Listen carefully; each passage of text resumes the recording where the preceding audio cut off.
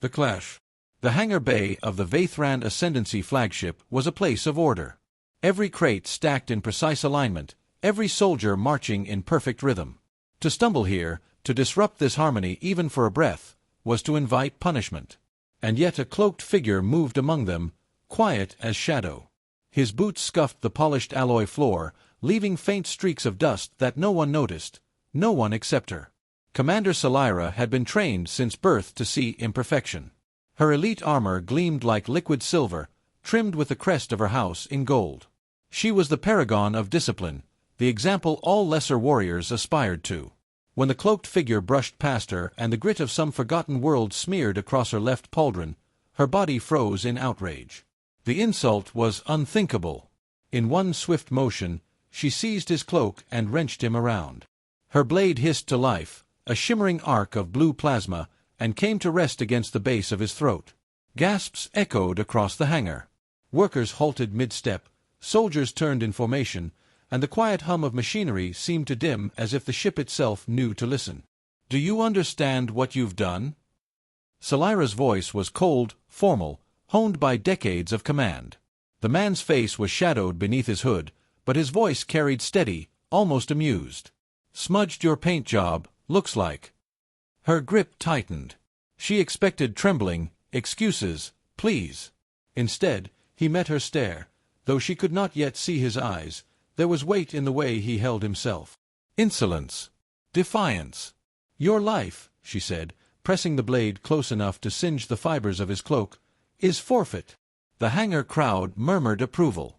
That was how their law worked. Honor offended, life taken. Simple. Efficient. Without it, order collapsed. But then, fate intervened in something as small as a gust of recycled air. From the vents above, a draft swept through the bay. The man's hood fluttered back, revealing his face. A ripple of shock coursed through the gathered aliens. Human. The word spread like a whisper of fire. Humans were supposed to be a minor species, scattered and irrelevant, barely clinging to survival on fringe colonies.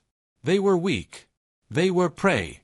Yet here stood one in the heart of the Ascendancy's flagship, blade to his throat, staring unflinchingly into the eyes of a commander who had ended more battles than he had lived years. Salira faltered, but only for a heartbeat. Enough. She masked it quickly, but inside, something twisted. She had expected fear, but instead she saw eyes hardened like tempered steel, eyes that had looked into the abyss and refused to bow. He leaned closer to the blade, almost daring it to cut deeper. "Go ahead," he said softly, so only she could hear. "Make me a martyr in front of your people. Or keep me alive and wonder what I'm hiding." Her jaw clenched. This was not how it was supposed to go. A smudge of armor demanded blood, demanded order be restored. Yet killing him felt dangerous, in a way she couldn't name. The hangar waited. 1,000 eyes judged her, expecting the strike. Instead, she stepped back half a pace and barked to the guards. "Seize him." 2 soldiers in black armor moved forward, binding his wrists in crackling restraints. He did not resist. He only smiled faintly, as though he had won something she could not yet see. Salira sheathed her blade, though her hand lingered on the hilt longer than it should have. She turned sharply, concealing the unease curling through her thoughts. For the first time in years, Commander Salira felt the certainty of her world shift beneath her feet. And as the human was dragged away, still calm, still unbroken, she realized a single smear of dust might change everything. The cage. The cell was little more than a steel box, but it was polished, spotless, precise. Even captivity aboard the Vaithran Ascendancy flagship carried the mark of order. The walls hummed faintly with power, and the restraints biting into his wrists left no room for movement. The human sat cross-legged on the floor, breathing slow, calm. His cloak was gone now, his simple clothes bloodied and worn. No weapons, no armor. Yet he looked less like a prisoner and more like a man waiting for something inevitable. The door hissed open. Commander Salira entered without ceremony, her armor freshly cleaned, every scratch polished away. The smudge was gone, but the insult lingered like a scar in her thoughts.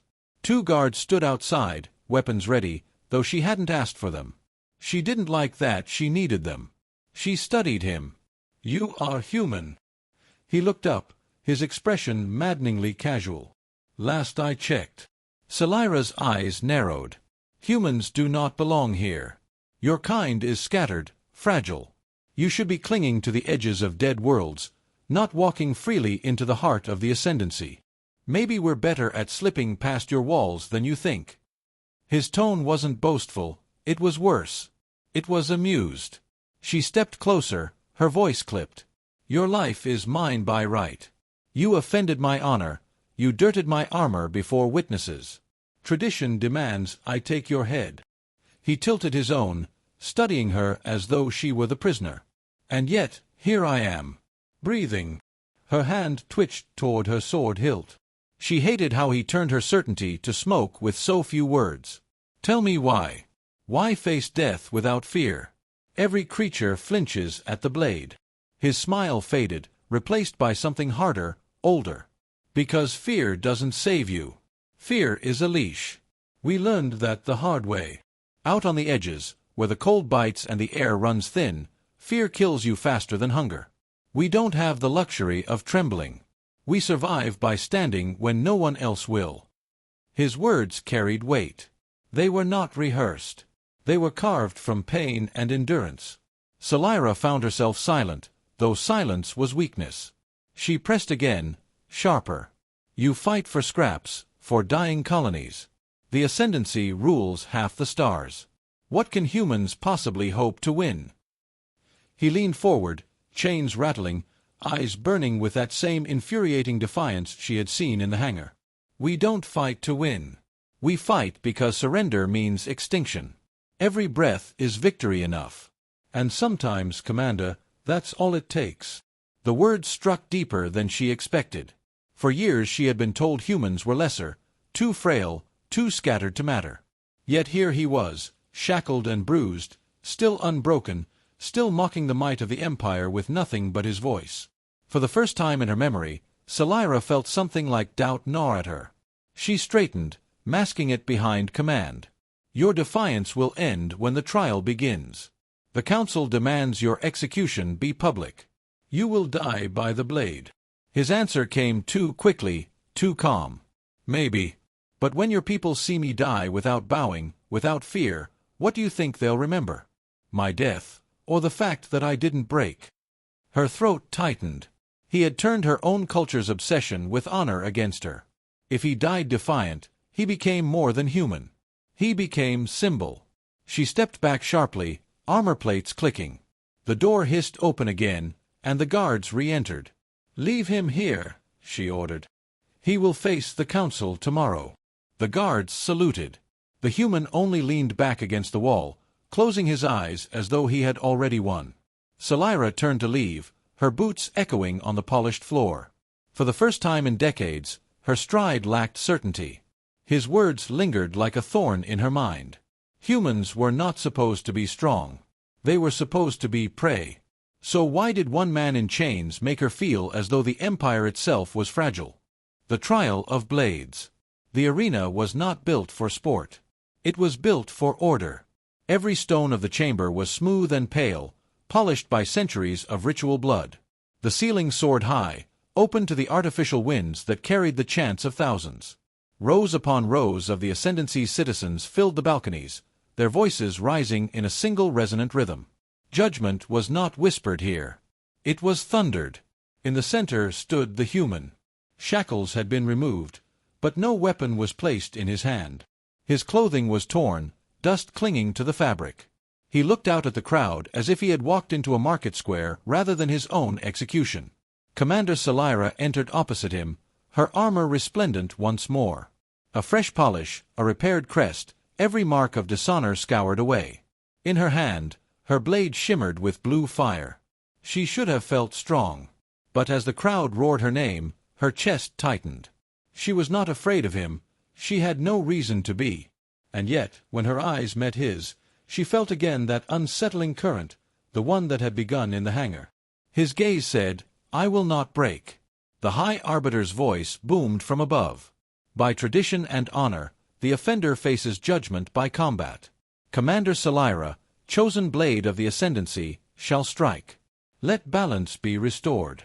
The horn sounded. Salira lunged. her blade carved through the air with practiced perfection. The human barely twisted aside, the plasma heat grazing his sleeve and scorching his skin. He grunted but did not falter. Again she struck. A clean arc aimed for his chest. He dropped low, rolling across the stone, and came up with a fistful of dust. The crowd gasped as he flung it into her eyes. For a breath, her vision blurred. Fury surged. He was not fighting. He was scrambling, dirtying the ritual with tricks. But when she blinked the grid away, he was already circling, keeping distance, looking for something, anything he could use. Selira pressed harder, slashing, driving him back. He ducked behind a pillar, let her strike spark against it, then slammed his shoulder into the base so the fragments fell toward her. He was improvising, adapting, turning the arena itself into a weapon. The crowd's chants faltered, confused. This was not how combat looked. This was survival. And still he endured. A cut bled down his arm, a burn seared across his ribs, but he came back again and again, never yielding. At last, she cornered him against the wall. Her blade rose for the finishing strike. The crowd leaned forward, eager for the end. But in that final instant, he twisted with desperate strength, grappling her wrist. The blade clattered free, sparking across the stone. Gasps tore through the chamber. And suddenly, he had it. Her own weapon, blazing in his grip, the edge trembling at her throat.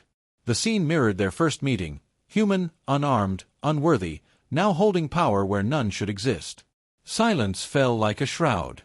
Selira stared into his eyes.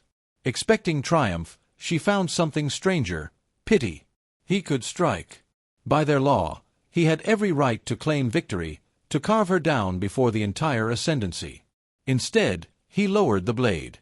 Let it fall. I don't want your blood, he said, voice raw but steady. I want you to remember. Then he stepped back, unarmed once more.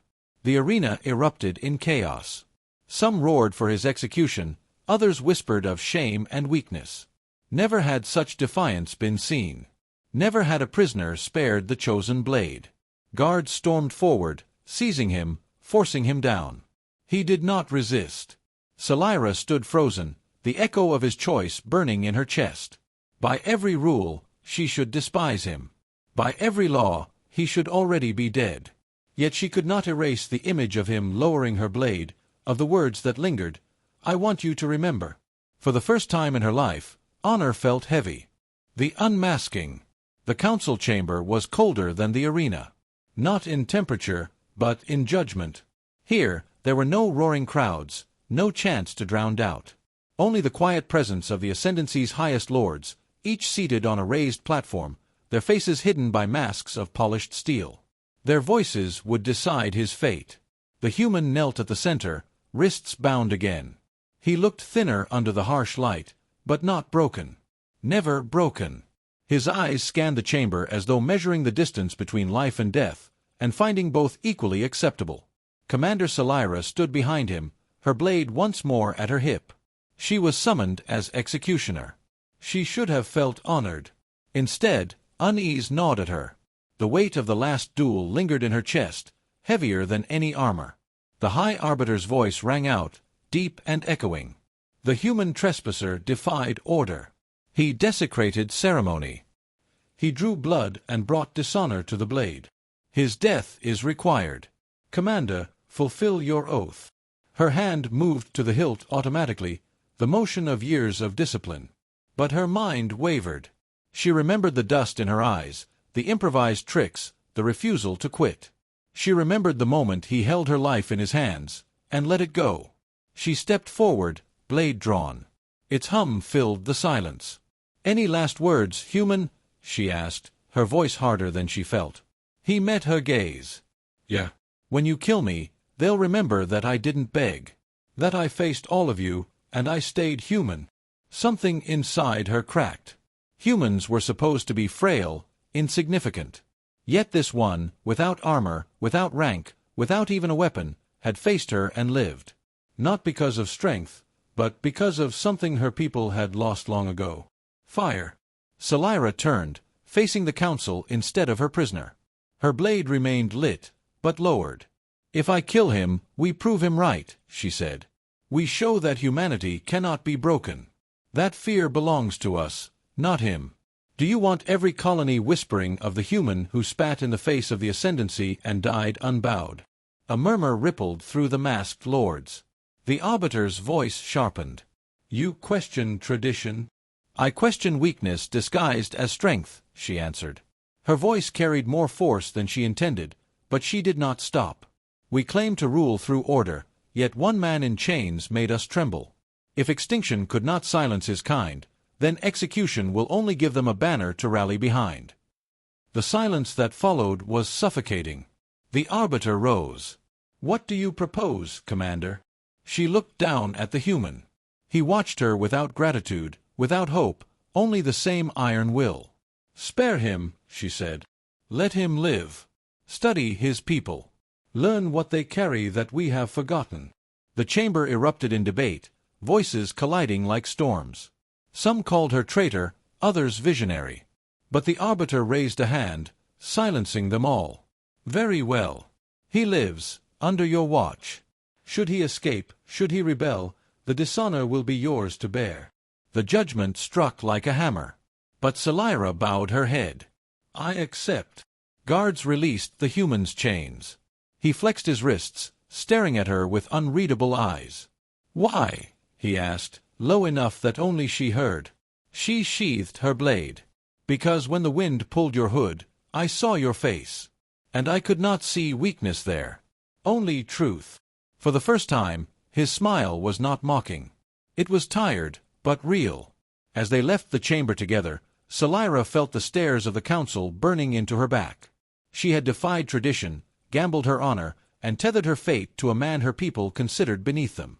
But deep inside, she felt something her rigid training had never taught her, a spark. A dangerous, human spark. And she knew this was only the beginning.